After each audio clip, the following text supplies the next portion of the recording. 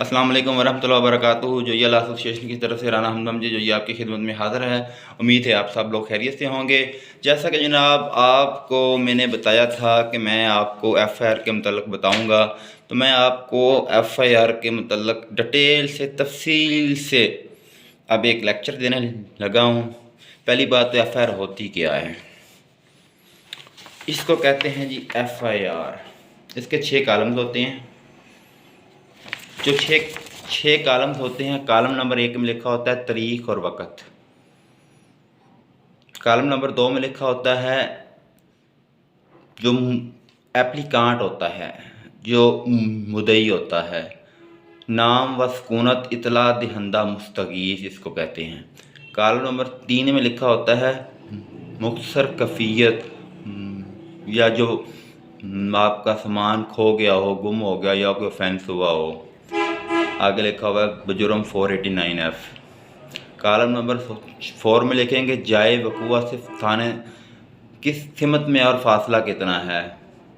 बहाद रकबा national bank कचहरी बाजार F ब्लॉक, फासला थाना ½ किलोमीटर जानब मगरब जनूब। Notebook number 5। कालम नंबर 5 है कार्रवाई मुतल्लिका तफ्तीश। अगर इत्तला दर्ज करने में कुछ तवक़्फ़ हुआ हो तो उसकी वजह बयान कर। हस्बे आमद तहरीर हुक्म अदालत मुकदमा रजिस्टर्ड हुआ, यानी कि जो ऊपर 5 चीज़ें दे दी उसके ऊपर मुकदमा नंबर शुरू हो गया। सबसे ऊपर FIR के ऊपर लिखा जाएगा ये जगह पे FIR नंबर स्टार्ट में लिखा जाएगा, इससे पहले सीरियल नंबर। इसके बाद ई टैग लगेगा। ई टैग की आपको ये वाली कंप्यूटराइज रिसीप्ट मिलेगी पुलिस स्टेशन से। फिर आपने फॉर एग्ज़ाम्पल FIR 1 मैं आपको पढ़ के सुनाता हूँ कि FIR करवानी कैसे है। सबसे ऊपर बहिज़्मत जनाब SHO साहब, थाना A डिवीज़न उकाड़ा। दरख्वास्त बमराद अंदराज मुकदमा बरखिलाफ इल्ज़ाम लह जावेद मसीह वल्द रोशन मसीह कौम ईसाई सकना क्रिश्चियन कॉलोनी नज़ महबूब आलम वाला चौक फ़िल्टर प्लांट उकाड़ा। अगर इसका मोबाइल नंबर है आपके पास तो वो भी आप नीचे लिख दें ताकि पुलिस के लिए आसानी हो जाए इसे अरेस्ट करना मोबाइल के ज़रिए। आगे जनाब आली एक तरीक़ाकार दराज का और है कि दरख्वास्त के पेज को राइट साइड से एक स्केल जितना फासला फोल्ड करना है। गुजारिश है कि साहिल मंदरजा झैल पता का रहायशी है और साहिल ने सुपर इलेक्ट्रॉनिक्स के नाम से दीपालपुर रोड उकाड़ा पर दुकान बना रखी है और इलेक्ट्रॉनिक्स अशिया व मोटरसाइकिल्स की फ़रोख्त का कारोबार करता है। मोरखा 29/10/2017 को इल्ज़ाम लह जावेद मसीह वल्द रोशन मसीह कौम ईसाई सकना क्रिश्चियन कॉलोनी नज़ महबूब आलम चौक फ़िल्टर प्लांट उकाड़ा साहिल की दुकान पर आया और साहिल से एक अदद मोटरसाइकिल होंडा CD 70, एक अदद फ्रिज पेल जिसका मॉडल नंबरी 160/GD और 3 अदद मोबाइल J7 प्रो ख़रीद किए। इल्ज़ाम ने सामान ख़रीद के एवज़ कुछ रकम मौका पर अदा कर दी और बकिया रकम 1,75,000 रुपये का एक अदद चेक नंबरी 30675965 जिसका अकाउंट नंबरी 00015279001090303-3 हबीब बैंक लिमिटेड मंडी ब्रांच उकाड़ा मोरखा 22/3/2018 के लिए साहिल के हवाले कर दिया। इल्ज़ाम ने साहिल का ये चेक रूबरू गवाहान मोहम्मद फ़रूक वल्द मोहम्मद रफ़ीक नंबर 2 गवाह नंबर 2 गुलाम नबी वल्द मियाँ मोहम्मद नशनदीन दिया था, जो कि इस तमाम वाक़या के चश्मदीन गवाह हैं। साहिल ने मोरखा 22/3/2018 को इल्ज़ाम की तरफ से जारी करदा चेक मुतल्लिका बैंक में कैश की गरज से पेश किया, मगर अकाउंट में रकम ना होने की वजह से चेक कैश ना हो सका और डिसऑनर हो गया। मुतल्लिका बैंक ने डिसऑनर स्लिप ममा चेक साहिल को हवाले कर दिया। मोरखा 23 डेट मार्च 2018 को साहिल ने इल्ज़ाम को चेक डिसऑनर होने की बाबत बतलाया और अपनी बकिया रकम 1,75,000 रुपये का मुतालबा किया तो अल्लाम अलैह ने साहिल से कुछ अर्सा और टाइम मांगा। साहिल ने मज़ीद 1 हफ़्ता टाइम और दे दिया। बाद अल्लाम अलैह टाल मटोल से काम लेना शुरू कर दिया और आखिर में 25/4/2018 को मुकम्मल तौर पे साहिल को रकम देने से इनकार कर दिया और साहिल को शदीद धमकियां देनी शुरू कर दी कि अगर तुमने मेरे ख़िलाफ़ कोई कानूनी कार्रवाई की तो मैं आपको जानी तौर पे किसी भी किस्म का कोई नुकसान पहुंचा सकता हूं। इस तरह अल्लाम अलैह ने जानबूझकर साहिल को फेक, जली व बोगस चेक बदनीति से जारी करके सख्त ज़्यादती की है और जुर्म काबिल दस्तअंदाज़ी का इर्तिकाब किया है। लिहाजा गुजारिश है कि साहिल की दरख्वास्त को मंजूर फरमाते हुए अल्लाम अलैह के ख़िलाफ़ कानूनी कार्रवाई की जाए और मुकदमा दर्ज रजिस्टर किया जाए, जो कि साहिल का कानूनी हक़ है। हजूर की ऐन नवाजिश होगी। अर्ज़े नीचे खालिद जवेद जो नाम होगा कंप्लीट, वलालदीन कौम शेख, सकना सुपर इलेक्ट्रॉनिक्स डिपार्टमेंट रोड उकाड़ा, उसका मोबाइल नंबर, उसके शनाख्ती कार्ड की कापी दरख्वास्त के ऊपर अटैच करनी है। नीचे उसके सिग्नेचर और उसका थंब लेफ़्ट हैंड का। ये दरख्वास्त अब जब थाने में कंप्यूटर ब्रांच में देनी है तो आप ऐसी एक रिसीप्ट दे देंगे, उसके ऊपर आपकी एप्लीकेशन की सारी डिटेल लिखी होगी। फिर आपको एक तफ्तीशी के पास भेज दिया जाए। तफ्तीशी दोनों पार्टी को बुलाएगा। अगर तो आपका मामला उधर सॉल्व हो जाता है तो ठीक है, अगर आपका मामला उधर सॉल्व नहीं होता, आपकी FIR SHO नहीं देता या तफ्तीशी को लगता है या SHO को लगता है कि FIR नहीं बनती, तो फिर आप जाएंगे मुतल्लिका, अगर आप ज़िला में रहते हैं तो आप जाएंगे मुतल्लिका DPO के पास। बखिदमत जनाब डिस्ट्रिक्ट पुलिस ऑफिसर साहब, सेम वही दरख्वास्त लिखनी है, सब कुछ सेम लिखना है। सिर्फ आखिर में ये लिखना है कि मोरखा फ़लाँ तारीख को मैं थाना A डिवीज़न पुलिस के पास गया, उसका उन्होंने मुझे एक रसीद जारी की, उसका ये नंबर है और उस पर थाने वालों ने कोई कार्रवाई नहीं की। बाकी सेम वही दरख्वास्त ऊपर लिखनी है। इसके बदले आपको DP ऑफिस खुली कचहरी से एक ये रसीद, ऐसी एक रसीद मिलेगी। ठीक है जी। इधर से भी इनकेस अगर आपकी सुनवाई नहीं होती, फिर आपने मुतल्लिका RPO के पास जाना है। RPO बैठता है डिवीज़न में। फॉर एग्ज़ाम्पल उकाड़ा की डिवीज़न साहिवाल आ गई, सेम टाइटल, ऊपर दरख्वास्त का वही, सब कुछ वही। नीचे आपने एक जगह पे ऐड करना है। पहले मैं SHO के पास गया, उसकी जो रसीद है उसका हवाला देना है या साथ उसकी फ़ोटोकॉपी अटैच कर देनी है, और बल्कि फ़ोटोकॉपियाँ तो सब रसीदों की अटैच करनी है, पुलिस स्टेशन की भी, DPO की भी, और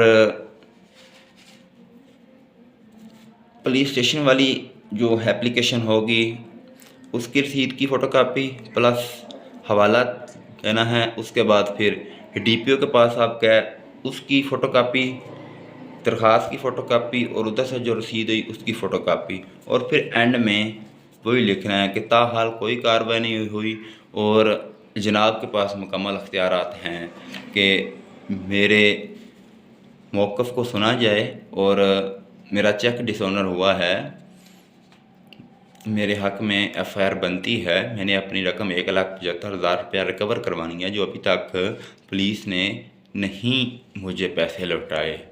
पुलिस ने बदनीति करके दूसरी पार्टी से पैसे खा लिए हैं और वो मुझे पैसे नहीं दे रहे। अब आ जाते हैं इस बात पे कि आपको RPO भी FIR नहीं देता। सम टाइम क्या बल्कि 75% ऐसे मामलात में RPO भी आपको नहीं देता। जब आपने RPO को ये चीज़, ये एप्लीकेशन बज़रिया पोस्ट रजिस्टर करनी है, वहाँ जाने की भी ज़रूरत नहीं है। ऐसे बज़रिया पोस्ट रजिस्टर, बज़रिया पोस्ट ऑफिस से, उसके बाद भी आपकी फ़र्द करने की सुनवाई नहीं हुई, आपने चुप करके सब कुछ छोड़ के आपने कोर्ट में आ जाना है। 22A(6) की एक पिटिशन फ़ाइल कर देनी है। अब पिटिशन कैसे फ़ाइल करनी है? पहले आपने एक एडवोकेट हायर करना है। एडवोकेट को आपने फ़ीस देनी है। एडवोकेट को आपने अपने सारे डॉक्यूमेंट्स देने हैं और अपने आईडी कार्ड की कापी देनी है और अपना ओरिजिनल चेक भी देना है और उसकी फ़ोटोकॉपी भी करवा के देनी है। या फ़ोटोकॉपी एडवोकेट खुद जब आप फीस देंगे तो वो खुद करवा लेगा। एडवोकेट ने जो पिटीशन फ़ाइल तैयार करनी है उसने एक फ़ाइल कवर लेना है, फिर उसने उर्दू में मेरे पास एक पिटीशन लिखी हुई है, वो मैं आपको पढ़ के सुना देता हूँ। पहले उर्दू में सुनाऊँगा, फिर अगले लेक्चर में हम इंशाल्लाह कोशिश करेंगे इंग्लिश में भी आपको समझा सकें। उर्दू में पढ़ने का मतलब यह है कि बहुत ज़्यादा स्टूडेंट या जो नए वकला होते हैं उनको उर्दू में आसानी से समझ आ जाती है। बाअदालत जनाब सेशन जज साहब उकाड़ा, ओके, वाक़या उकाड़ा का है। नीचे ये टिकट लगेगा 1-2 रुपए का, उसके ऊपर जो मुद्दई होगा खालिद जवेद उसका नाम लिखा जाएगा, ठीक है। फिर लिखना है खालिद जवेद वल्द लाल दीन कौम शेख सकना super electronics Dipalpur road Okara. नीचे उसका मोबाइल नंबर और लेफ़्ट साइड पे ब्रैकेट में लिख देना है मुद्दई या मुस्तगीस, जैसे ये लिखा हुआ है, ये मुस्तगीस लिखा हुआ है, ये उसका मोबाइल नंबर लिखा हुआ है। फिर आगे लिख देना बनाम जिसके खिलाफ आप कर रहे हैं अब कार्रवाई। अब आप कार्रवाई सबसे पहले आपने नाम लिखना है रीजनल पुलिस ऑफिसर साहिवाल जी, हम इसके पास गए। नंबर 2 पे आपने लिखना है डिस्ट्रिक्ट पुलिस ऑफिसर उकाड़ा। नंबर 3 पे आपने SHO थाना A डिवीज़न। आप इनको ऊपर नीचे कर सकते हैं, वो कोई इशू नहीं है, लेकिन सबसे ऊपर जो सबसे बड़े रैंक अफसर होता है उसी का नाम आता होता है। एंड में आपने जो मुल्ज़म होगा उसका नाम लिखना है जवेद मसीह वल्द रोशन मसीह कौम ईसाई सकना क्रिश्चियन कॉलोनी नज़ महबूब आलम वाला चौक फ़िल्टर प्लांट उकाड़ा। इसके नीचे लिख देना है अल्ज़ाम अलैह, जैसा कि ये लिखा हुआ है ब्रैकेट में। फिर आपने पटिशन 13 दफ़ा 22 से 22B, वकला हज़रात इसे 22 से 22B ही कहते हैं, लेकिन असल में ये वाली पटिशन 22A6 होती है। पटिशन 13 दफ़ा 22A6 बाबत इंदराज मुकदमा बरखिलाफ़ अल्ज़ाम ला नंबर 4, क्योंकि हमने तो जवेद मसीह के ख़िलाफ़ कार्रवाई करनी जिसकी वजह से हमारा चेक डिसऑनर हुआ है, उसको आपने अंडरलाइन कर देना है। अंडरलाइन करने के बाद आपने लिखना जनाब आला, सेम वही स्टोरी दरखास्त वाली, साइल ओब्लिग मुस्तगीस हस्ब अर्ज़ यह कि साइल मंदरजा तल पता का। फिर आपने ऐसे लिखना है पॉइंट बना के, एक पॉइंट, और फ़िक्रा स्टार्ट हमेशा करना है जब भी आपने पटिशन या एप्लीकेशन लिखनी है। ये के जब भी नंबर्स में लिखना है तो आपने ये के से स्टार्ट करना है। ये कि साइल मंदरजा दैल पता का रहायशी है और साइल ने सुपर इलेक्ट्रॉनिक्स के नाम से दीपालपुर रोड उकाड़ा पर दुकान बना रखी है और इलेक्ट्रॉनिक्स अशिया व मोटरसाइकिल की फ़रोख्त का कारोबार करता है। वालेकुम अस्सलाम। नंबर 2 ये कि अल्ज़ाम ला जवेद मसीह वल्द रोशन मसीह कौम ईसाई सकना क्रिश्चियन कॉलोनी नज़ महबूब आलम वाला चौक फ़िल्टर प्लांट उकाड़ा मोरखा 29/10/2017 को साहिल की दुकान पर आया और साहिल से एक अदद मोटरसाइकिल होंडा CD70, एक अदद फ्रिज पेल मॉडल नंबर 160 GD और 3 अदद J7 Pro मोबाइल ख़रीद किए। पॉइंट नंबर 3 ये कि अल्ज़ाम ने साहिल को सामान खरीद के बस कुछ रकम मौका पर अदा कर दी और बकिया रकम मबलग 1,75,000 रुपये का एक चेक नंबरी फ़लाँ जिसका अकाउंट नंबरी फ़लाँ हबीब बैंक लिमिटेड फ्राम ब्रांच फ़लाँ तारीख साहिल के हवाले कर दिया। अल्ज़ाम ने साहिल को ये चेक रूबरू फ़लाँ फ़लाँ गवाह खान के हवाले कर दिया जो कि इस वाक़े के चश्मदीद गवाह हैं। पॉइंट 4 यह कि साहिल ने मोरखा फ़लाँ तारीख को अल्ज़ाम की तरफ से जारी करदा चेक मुतल्लिका बैंक में पेश किया, चेक कैश ना होने की वजह से डिसऑनर हो गया, यह भी कोई बात। पॉइंट नंबर 5 ये कि मोरखा 23/3/2018 को साहिल ने अल्ज़ाम का चेक डिसऑनर होने की बाबत बताया और अपने बकिया रकम का 1,75,000 रुपये का तकादा किया, तो साहिल ने 1 हफ़्ते का मज़ीद टाइम मांगा और मोरखा 29 तारीख को साहिल ने दोबारा अल्ज़ाम से रब्ता किया तो अल्ज़ाम ने टाल मटोल से काम लेना शुरू कर दिया और उसके बाद साहिल ने रकम वापसी करने का से मुकम्मल इनकार कर दिया और साहिल को संगीन किस्म की धमकियां देना शुरू कर दी। साहिल इससे पहले पुलिस के पास भी जा चुका है, डीपीओ के पास भी जा चुका है, आरपीओ के पास भी जा चुका है। उनकी दरख्वास्तें भी साथ लगी हुई हैं इस पटिशन के, उनकी रसीदें भी साथ लगी हुई हैं, उनके सारी डिटेल्स साथ लगी हुई है, फ़ोटोकॉपी तक साथ लगी हुई है। फाइल की कहीं से भी सुनवाई नहीं हो सकती। पॉइंट 7 ये चीज़ें हमने पॉइंट 6 में लिखनी। पॉइंट 7 नंबर 7 पे ये के बयान हल्फी लफ है। एक बयान हल्फी एफिडेविट भी देना होता है, वो भी सिंपल वाइट पेपर पर ही देना होता है, जिसको जो वकला हजरात जिनके जैसे सिंपल लफ्ज़ों में कह लें आप नोटरी पब्लिक होते हैं जो जिनकी स्टैंप लगती है, उनसे अटैस्ट करवाना है आपने। और उसको तो चलो वो आपको मैं बाद में बताता हूँ, पहले ये पिटिशन एंड होने वाली है। आपने एक ऐसे क्रॉस लाइन लगा देनी है, ये 7 नंबर लिख के, ये के बयान हल्फी लफ है, वो आगे लफ होगा, वो आपको दिखाऊंगा। अंदरी हालात बाला इस्तदा है कि मसूल अलैह नंबर 1 कौन है? आरपीओ को हुक्म सादर फरमाया जाए कि मसूल अलैह नंबर 1, मसूल अलैह नंबर 3 एसएचओ को हुक्म सादर फरमाए कि वो इल्ज़ाम लय नंबर 4 के ख़िलाफ़ एफआईआर दर्ज रजिस्टर करके कानूनी कार्रवाई अमल में लाए, जो कि साइल का कानूनी हक है। अर्ज़े खालिद जवेद मस्तगीस मज़कूर, उसके साइन, इधर एडवोकेट की स्टैम्प मेरी लगी हुई है, ये देख लें, मेरे साइन, ऊपर लिखा हुआ है बजरिया कौन सा। ये पटिशन एक मुकम्मल तैयार हो गई है। अब इसके साथ एक एफिडेविट भी लगता होता है। एफिडेविट क्या होता है जी? ये एफिडेविट होता है जी, ये ऊपर स्टैंप लगी हुई है जी एडवोकेट की, जिसके पास लाइसेंस होगा उसके ऊपर डेट लिखी होगी, नंबर लिखा होगा, ठीक है। बाकी उसकी अपनी एडवोकेट की स्टैंप भी लगी होगी, उसके भी साइन लिख होंगे, उसका नाम होगा, उसका मोबाइल नंबर भी होगा। ऊपर खालिद जवेद बनाम रीजनल पुलिस ऑफिसर, पिटिशन अंदराज मुकदमा बयान अल्फ़ी स्टार्ट पता है कहाँ से करना है? अज़ां अलिफ ज़े अलिफ नून गुन्ना, अज़ां खालिद जवेद वल लाल दिन, उसका मुकम्मल एड्रेस। नंबर 1 मन मजहर यानी कि मैं खुद हल्फन बयान करता हूँ कि मन मजहर मंदरजा बाला पता का रहायशी है और कारोबार करता है। हमने एड्रेस ऊपर लिखा तो हमने लिख दिया मंदरजा बाला। जब हम एड्रेस दरख्वास्त में नीचे लिखेंगे तो हम एड्रेस लिखेंगे मंदरजा झैल। नंबर 2 पॉइंट मन मजहर हल्फन बयान करता है कि मन मजहर ने पिटिशन अंदराजी मुकदमा अदालत हजूर में दायर कर दी है। पिटिशन हज़ा को बयान हल्फी का जज़्ब तसव्वुर फरमा कर हमरा पढ़े जाने की इस्तदा है। मन मजहर हल्फन बयान करता है कि जुमला ज़मानत बाला मेरे बेहतरीन इल्म व यकीन से सही व दुरुस्त हैं और कोई अमर अदालत हजूर से मख्फी व पोशीदा ना है। इधर आपने नीचे अल अर्ज़ ने लिखना, अल मुहल्लफ लिखना है, खालिद जवेद का नाम, उसके साइन और आगे लिखते हैं मज़कूर। तो ये आपकी पिटिशन तैयार।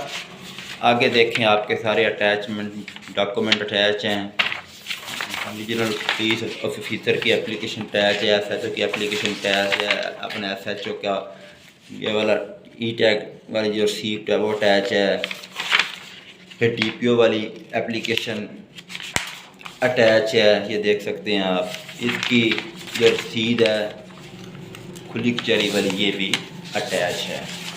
इसके बाद जनाब एसएचओ क्या, जनाब सेशन जज साहब क्या करेंगे?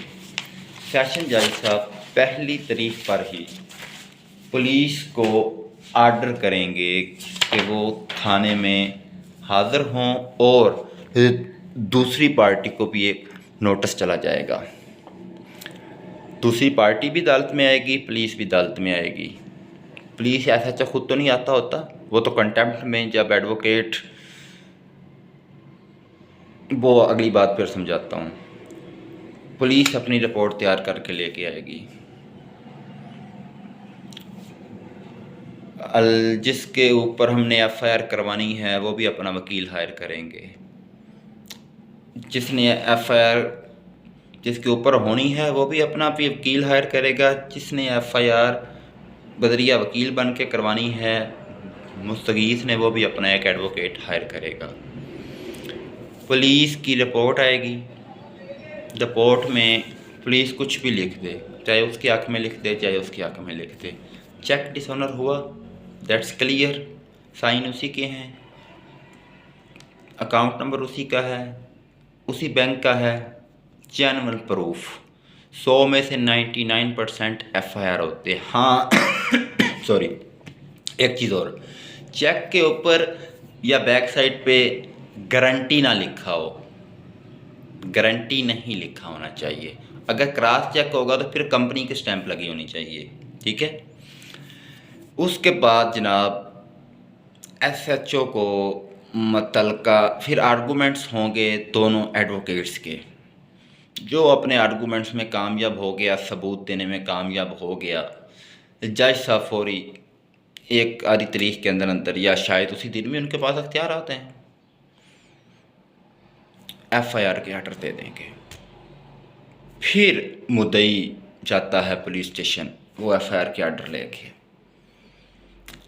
आगे से जो तफ्तीशी होता है या SHO होता है वो कहता है जी मैं नहीं देता, वो पैसों का तकाजा करता है। उसका पैसों का तो राइट ही नहीं बनता। अब तो पैसे तो उसने अगर FIR करनी है तो पहले ले लो,